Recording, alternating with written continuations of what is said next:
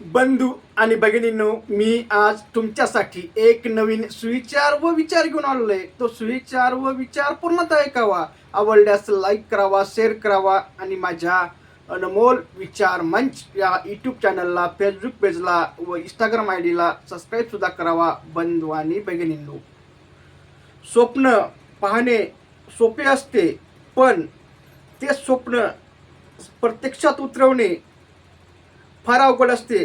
त्यासाठी भरपूर असे कष्ट जवळ ठेवावे लागतात. आणि जो फक्त स्वप्न पाहतो आणि प्रयत्न जवळ ठेवत नाही, तो मात्र कशाचाच राहत नाही, ना घरचा ना घटका राहत नाही. उदाहरणार्थ, एका गावामध्ये दोन मित्र होते. ते दोघंही उच्च शिक्षित होते आणि दोघांनाही सवय होती की बाबा आपण भरपूर शिकलेलो आहोत आणि आपण कुठेतरी नोकरी लावूया, काहीतरी करूया, असं त्यांना वाटत असे. मग दोघंही स्वप्न पाहायचे आणि प्रयत्नसुद्धा करायचे. परंतु एक काय करायचा, थोडाफार प्रयत्न करायचा आणि घरीच बसायचा. आणि दुसरा मात्र भरपूर असे कष्ट करायचा, दिवसभर काबाड कष्ट करायचा. आणि त्याने टायमिंग ठेवली होती की मी या टायमातच अभ्यास करीन.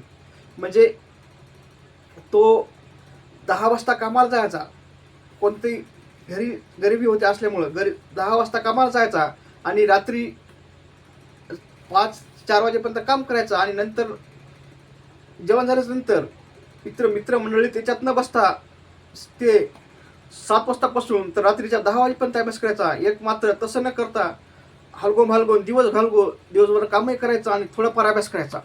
त्याचा परिणाम असा झाला की जे जास्त कष्ट करत होता, जास्त अभ्यास करत होता, त्याला टायमिंग ठेवून अभ्यास केला होता, तो नोकरी करायला लागला. आणि हा मात्र घरीच राहिला. आणि नंतर ते लवकर लागल्यानंतर, नोकरी करायला लागल्यानंतर भरपूर असा जीवाला पश्चाताप करून घेऊ लागला. मला सांगायचं तात्पर्य बंधू आणि बंधू एवढंच की स्वप्न पाहणे हे सोपे असते, परंतु ते प्रत्यक्षात उतरवणे अवघड असते.